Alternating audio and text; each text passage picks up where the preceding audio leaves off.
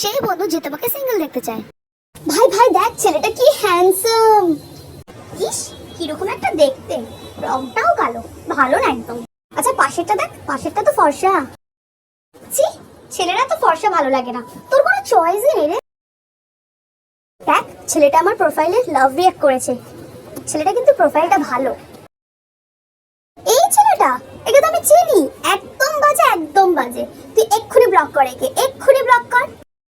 দেখ দেখ ছেলেটা মনে আমার দিকেই তাকাচ্ছে।